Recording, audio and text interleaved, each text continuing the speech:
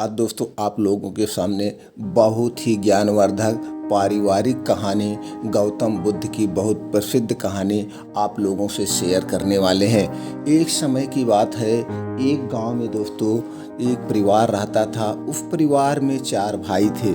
4 भाइयों में बहुत ज़्यादा प्रेम था। धीरे छोटे छोटे 4 भाई थे, तभी उनके माता पिता का देहांत हो गया। 4 भाइयों में जो बड़ा भाई था वो बहुत ही शांत स्वभाव का था। वह बहुत ही गांव देश में सबसे बहुत मिलनसार था। वो धीरे धीरे मेहनत के बल पर अपना पढ़ाई किया, शिक्षा ग्रहण किया। शिक्षा ग्रहण करने के बाद वह दोस्तों कहीं पे सेठ के यहाँ नौकरी करने लगा, जिससे अपने घर का जीवन पार्जन चला सके, घर का खर्चा चला सके। वो चारों भाइयों को ऐसे मानता था जैसे चारों भाई उनके पुत्र हैं, प्रिय पुत्र हैं। वह कभी भी अपने बच्चों के समान मानता था, कभी नहीं डांटता था। और ये तीनों भाई भी अपने बड़े भाई को माता पिता के समान मानते थे। उनका बड़ा भाई जो भी कहता था, इस तीनों भाई उसी तरह से करते थे। तो धीरे धीरे धीरे ऐसे चलता गया और इन लोगों की जो है चारों भाइयों की, इनके घर की मिसाल दी जाती थी। भाई हो तो वैसे हो, या उनके घर जैसे रहना चाहिए। उनके घर में इतना एकता, मिलजुल के काम करना, सब कुछ एक अच्छे से रहना। मतलब हम उसको शब्दों में नहीं पिरो सकते हैं कि कितनी उस घर में एकता थी, कितना शांति था।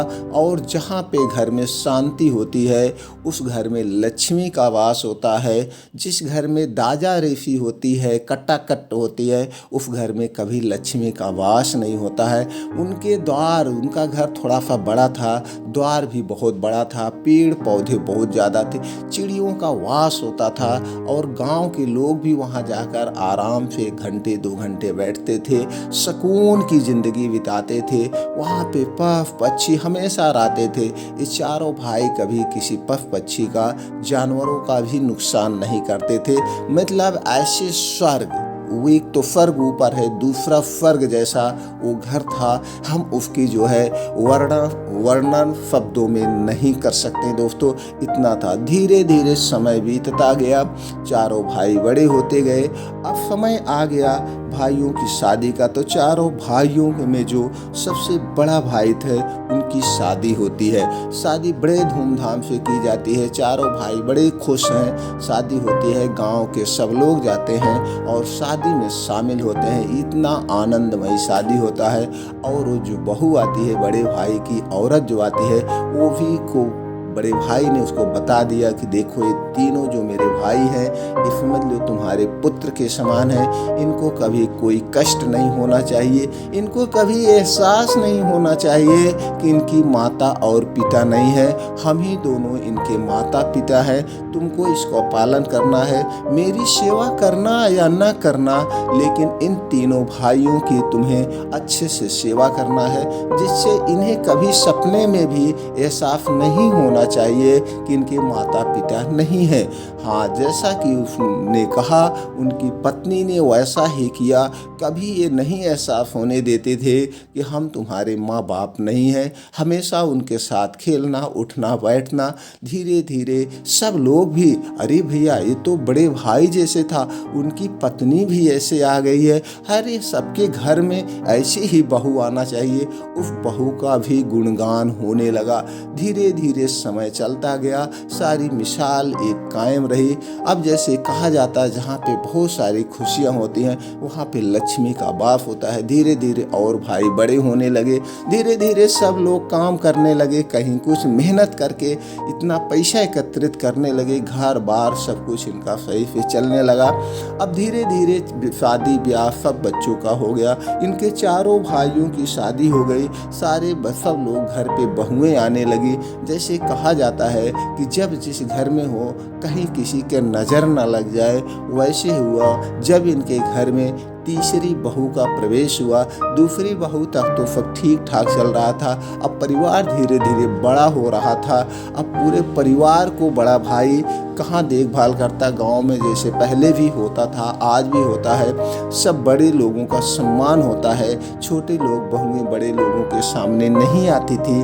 तो धीरे धीरे चल रहा था। तीसरे नंबर की बहू जब आती है तो कुछ घर में खुटपुट शुरू हो जाती है। अब परिवार लंबा था और बहुओं के जैसे और जो बहुएं थे सबके बच्चे भी हो गए थे, तो परिवार लंबा होने की वजह से काम का लोड बढ़ गया था, खाना वाना ज़्यादा बनाना पड़ता था। और जो तीसरे नंबर का भाई था इस कहीं शहर में जाकर कमाई करता था, घर पे नहीं रहता था।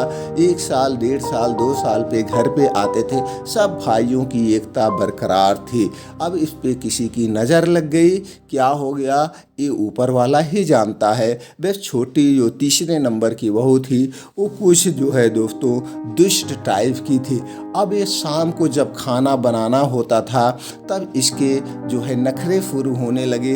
अब ये शाम को गांव में बहुत ज़्यादा ये नौटंकी करने लगी। शाम जब होती थी बैठ जाती थी एक कोने में जब खाना बनाने का समय होता था और मूड़ी हिला हिला के मेरे सर में असहनीय दर्द है ऐसे करती थी और झूमती थी। जैसे कभी आप मंदिरों में देखे होंगे कि मंदिरों में लोग ऐसे झूमते हैं कि इनके ऊपर सारे जो है भूत प्रेत एकदम इनके ऊपर कायम हो चुका है। उसी तरह से रोज़ शाम को उसकी वही नौटंकी थी। तो फिर घर के और जो भाई थे, बड़ा भाई था, वो धीरे धीरे परेशान होने लगे। गांव के सब लोग परेशान होने लगे कि इनके घर में अब क्या हो गया। ये घर वाले भी परेशान होने लगे। झाड़ फूक के चक्कर में हमेशा दौड़ते रहते थे कि वो तीसरे नंबर का भाई यहाँ पे नहीं है, कहीं ऐसा उसको ना एहसास हो उसके परिवार की देखभाल नहीं हो रही है। जितना हो सका दवाई कर रहे हैं और झाड़ फूक सब करके परेशान हो जा रहे हैं। ऐसे कार्यक्रम धीरे धीरे कुछ दिनों तक चलता रहा। जो जहाँ कहता था वहाँ जाते थे, झाड़ फूक करवाते थे, दवा लाते थे। लेकिन इसका जो है वो काम तब तक चलता था जब तक घर पे खाना होता था, लेकिन किसी को एहसास नहीं होता था क्योंकि कभी इस परिवार में एक दूसरे के ऊपर शक नहीं किया जाता था। इसलिए कोई इस पे शक नहीं करता था कि ये क्या कर रही है। तो सब लोग पूरा दवा दुआ करते थे, नहीं समझ में आया, आराम हो गया धीरे धीरे। तो बड़े भाई ने सोचा अब ऐसा ठीक नहीं है, हमको अपने भाई को सूचित कर देना चाहिए कि तुम्हारा परिवार ऐसे कष्ट से गुजर रहा है, तुम आओ और इसकी देखभाल करो।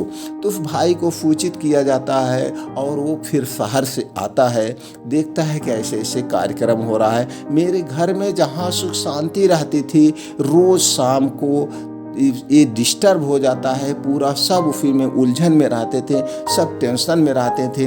ये घर पे आता है और इसी सोच में पूरा एकदम परेशान हो जाता है हम क्या करें। फिर ये जितने जितने सब लोग थे सबसे लेता है कैसे कैसे क्या हुआ। गांव में भी सब लोग कहते थे भैया तुम्हारा घर तो बहुत है, तुम्हारी छोटी बहू को पता नहीं कौन सी तुम्हारी औरत को बीमारी लग गई है, ये बेचारी कभी सुखी ही नहीं रहती है, इसको कहीं दिखाओ। इसी चक्कर में भाई दौड़ धूप करता है तो उससे पता चलता है बगल गांव में एक बहुत पहुंच वाले महात्मा जी हैं, बहुत बड़े ज्ञानी हैं, तुम उनके पास जाओ, हो सकता है तुम्हारी इस समस्या का निवारण हो जाए। अब यही सोच करके वो फिर निकलता है अपने घर से और चलते हुए महात्मा के पास पहुंचता है। महात्मा देखते हैं सूर्य की रोशनी में सुबह सुबह अपने बैठे हैं, ध्यान में मग्न हैं। वहाँ पे उस समय सूर्य की रोशनी एकदम अपनी किरण भी खोल चुकी है। ऐसा कौतूहल माहौल लग रहा है कि जैसे पूरे विश्व की शांति यहाँ पर विराजमान है। सारे जो है बौद्ध भिक्षु एकदम ध्यान में लीन हैं। सभी लोग को ध्यान में लीन देखकर इसको भी बहुत संतुष्टि होती है क्योंकि इसका परिवार भी बहुत शांति वाला आदमी था। तो से भी बैठ के वहीं पे ध्यान करता है और महात्मा का ध्यान से हटने का इंतज़ार करता है। फिर जैसे कुछ समय बीता, महात्मा ध्यान से हटते हैं, फिर जाता है महात्मा को प्रणाम करता है और कहता है महात्मा जी मेरे घर पे किसी की नज़र लग गई है। मेरा घर एक समय स्वर्ग के समान था, मेरे घर के लोग मिसाल देते थे, लेकिन आज मेरे घर की ऐसी स्थिति हो गई है, खाना पीना सब दुश्वार हो गया है। महात्मा बुद्ध उसको कहते हैं कोई बात नहीं बेटा, तुम्हारी इतनी बड़ी जो भी समस्याएं हैं आप हमें शुरू से अंत तक बताओ, तुम्हारे घर कैसे क्या हुआ, क्या समस्या है, लेकिन ये सब एक कम शब्दों में बताओ जिससे हम तुम्हारे शब्दों का निवारण कर ले। आज के बाद तुम्हारी सारी समस्या खत्म हो जाएगी। जब महात्मा ने इतना आश्वासन दिया तो इस तीसरे नंबर के भाई का जो है एकदम खुशी चेहरे पे आ गई और ये शुरू से अंत तक बताता है कि हम 4 भाइयों का घर था। हमारे पिताजी जो है शुरू में देहांत हो गया था और हमारे बड़े भाई ने हमारा पालन पोषण किया। कभी ये नहीं एहसास हुआ कि हमारे माता पिता नहीं है, लेकिन हम लोगों धीरे धीरे जब बड़े हो गए, शादियां हो गई, सबकी बहुएं आने लगी। जो हमारी बहू है वो इसको हमेशा परेशानी रहती है। कहीं क्या परेशानी बताया कि उनको रोज़ शाम के समय सर में दर्द होता है, शरीर में दर्द होता है और जब झरा फुका लिया जाता है तांत्रिक से तो उसको 1-1.5 घंटे बाद आराम हो जाता है, लेकिन फिर अगले दिन यही शाम को डेली शाम को यही प्रक्रिया चलती है। पूरी कहानी बताने के बाद महात्मा बुद्ध मुस्कुराते हैं।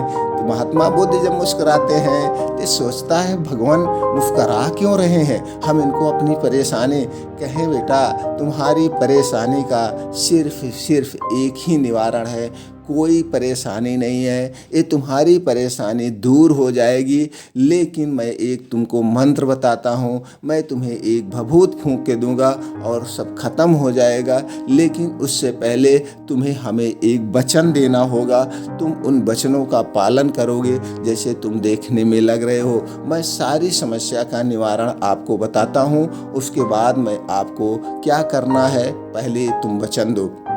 उसने कहा भगवान आप जो भी कहेंगे हम आपके सारे वचन को मांगे, तुमको हम जो बताएंगे उसके बाद तुम घर पे जाना वैसे करना है। लेकिन उस समय तुम्हें बहुत ज़बरदस्त गुस्सा आएगा और उस गुस्से पे सिर्फ आपको कंट्रोल करना है, गुस्से को काबू करना है, उसके बाद उस परिस्थिति को संभालना है।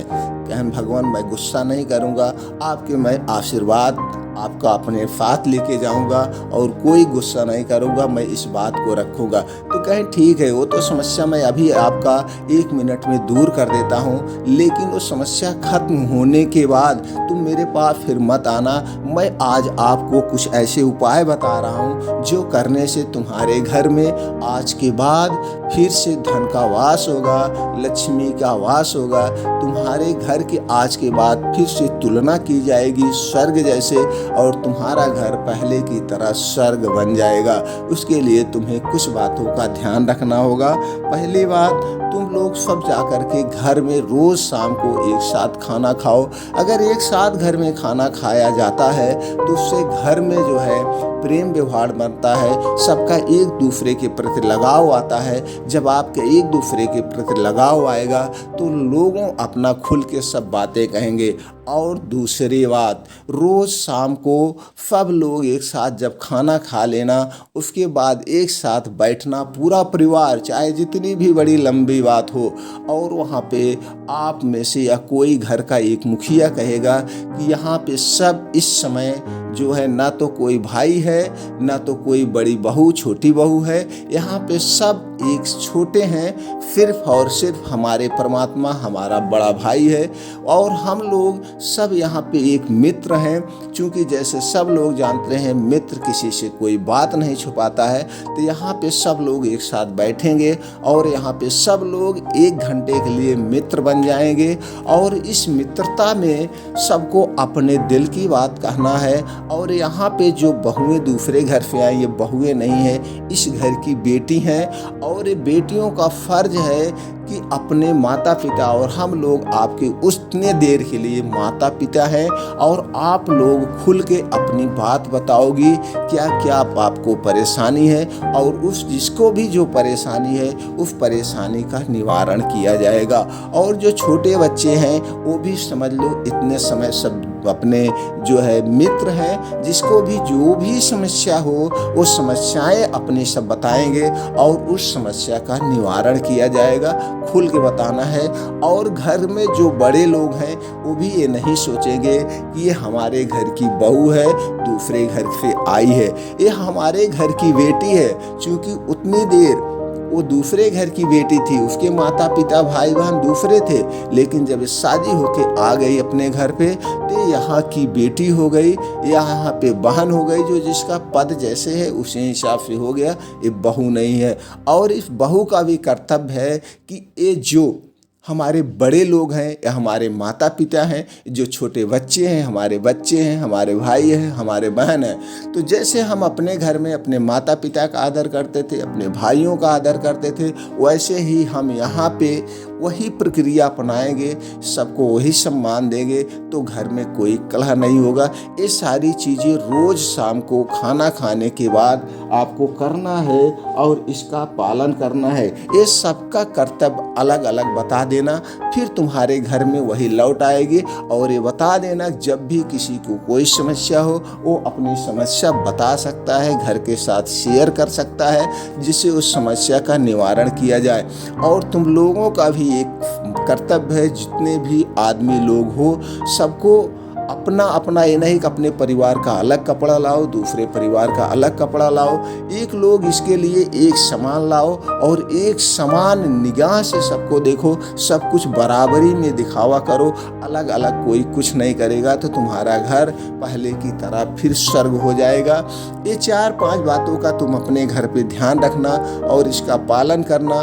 और इसमें जब भी फैमिली लंबी हो जाती है तो खाना वगैरह ज़्यादा बनाना पड़ता है, उस समय झगड़े यहीं से शुरू होते हैं।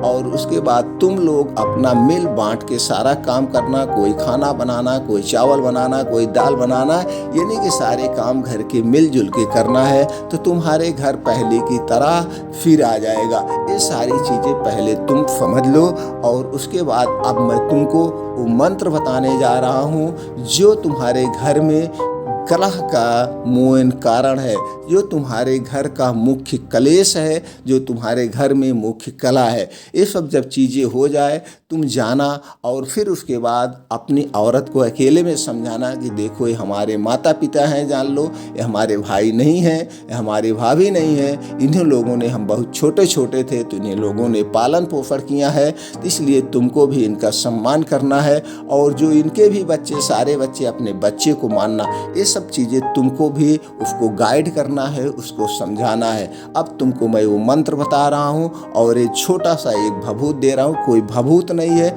मैं कोई सन्यासी, मैं कोई तांत्रिक नहीं हूँ, मैं ऐसे झूठे दे रहा हूँ और तुम झूठे ही कोई ले लो, 2 लौंग ले लो या कुछ ले लो, चूँकि इसको ऐसे दिखावा दिखाना है तुम वास्तव में किसी बहुत बड़े तांत्रिक से झरा के लाए हो। तो भगवान ने वहाँ से उनको 2 लौंग दिया और कहा ले जाओ इसको, जैसे पहले विधि पूर्वक इसको जल ले दिया जाता था पानी डाल के, पहले की तरह ही सारे कार्यक्रम करना, उसको ले जाकर जल देना, देने के बाद और उसको इतना जाके बता देना पहले पहुँचते, आज मैं बहुत दूर से, बहुत बड़े महात्मा से, बहुत बड़े तांत्रिक से तुमको झरा के लाया हूँ, आज तुम ठीक हो जाओगी, आज के बाद तुमको ये नहीं होगा। ले जाना, ऐसे सारी प्रक्रिया जैसे रोज होती थी उसी तरह से उसको उबारना, उबारने के बाद बाहर ले जाके जल दे देना, उसके बाद वो ठीक हो जाएगी। उन्होंने वहाँ से चला और महात्मा को प्रणाम किया, महात्मा जी हम आज आपके इस ज्ञान से धन्य हो गए, जितने लोग भी ये ज्ञान सुन रहे हैं सब लोग इस ज्ञान का अगर पालन करेंगे तो उनके परिवार में कभी कोई गृह क्लेश, कभी कोई झगड़े नहीं होंगे। फिर वह प्रणाम करके महात्मा बुद्ध को अपने घर वापस आते हैं और उसी बताए अनुसार सारे विधि विधान से वैसे उस औरत को सर पे उबाल करके लोटे में जल में लौंग डाल के और देते हैं कि एक लौंग तुम खा लो, उसको एक लौंग खाने के लिए देते हैं, ले जाके बाहर जल देते हैं। उसके आधे घंटे बाद पूछते हैं क्या हुआ, आपको आराम हो गया धर्मपत्नी जी? कहती हाँ आप झरा के आए, हमको लगता बहुत बड़े महात्मा हैं, जब उन्होंने झाड़ लिया तो ठीक हो गए। तब इसके समझ में आ गया कि ये काम करने के बहाने की वजह से रोज़ ऐसे ऐसे नौटंकी करती थी। अगर ऐसे रोज़ नौटंकी करती तो पूरे घर में इसका दुष्परिणाम होता। तो ये समझ में आ गया। तो फिर अपने इसको गुस्सा तो बहुत आया, लेकिन अपने गुस्से को कंट्रोल किया। जैसे महात्मा बुद्ध ने बताए थे कि लोहा लोहा से नहीं काटा जाता, उसको प्रेम भाव से आपको समझाना है।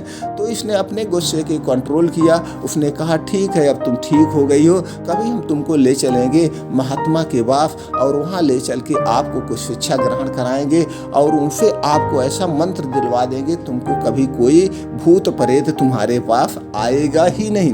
तो उसने समझ गया। तो महात्मा बुद्ध तो पहले समझ गए थे और उनको भी बता दिए थे कि ऐसे ऐसे है कोई भूत प्रेत नहीं। वो काम करने के लिए ऐसे बहाने बनाती। तो दोस्तों वो लाकर ऐसे किया। फिर उनके घर में जैसे महात्मा बुद्ध ने जो जो भी बातें बताई थी, सारे बातें उनके घर फॉलो होने लगी। रोज़ शाम को खाना खाया जाने लगा साथ में, और सबको एक दूसरे को मित्र के तौर पे वहाँ पे रोज़ आधे घंटे चर्चाएं होने लगी। फिर इनका घर पहले की तरह स्वर्ग जैसा बन गया। लेकिन और सब लोग फिर इसकी एक मिसाल देने लगे। भाई उनके घर से फिर सारे कष्ट सारे दुख दूर हो गए। तो दोस्तों इस कहानी से हमें एक परिवार कैसे चलाना चाहिए बहुत बड़ा महात्मा बुद्ध का उपदेश मिला। तो हमें इन वीडियो को अच्छे से सुन करके हम भी अपने परिवार में एकता भाईचारा सुख शांति ला सकते हैं। उम्मीद करते हैं दोस्तों ये जानकारी, एक कहानी, एक महात्मा बुद्ध का उपदेश सबको अच्छा लगा होगा। और इस उम्मीद के साथ हम आप ये वीडियो बनाए हैं, आप लोगों तक पहुंचाए हैं। तो आप लोग भी अगर चाहते हैं हमारा समाज हमारा देश सुधार हो, उनके घर में किसी के घर में लड़ाई झगड़े न हो, तो दोस्तों ज़्यादा से ज़्यादा ये वीडियो शेयर करें, सब लोगों तक पहुंचाएं। जिसको आपको लगता है इन तक ये वीडियो पहुंचाना चाहिए, सबके पास पहुंचाए। दोस्तों हमारा आपका परम कर्तव्य है। चैनल को सब्सक्राइब करके बेल आइकॉन का बटन ऑन कर दीजिए। इसी तरह से हम महात्मा बुद्ध की एक से एक जानकारी वाली वीडियो अपलोड करते रहते हैं। सारी वीडियो की नोटिफिकेशन आप तक पहुंचती रहेगी। फिर मिलते हैं अगली जानकारी के साथ अगली वीडियो में। जय हिंद जय भारत।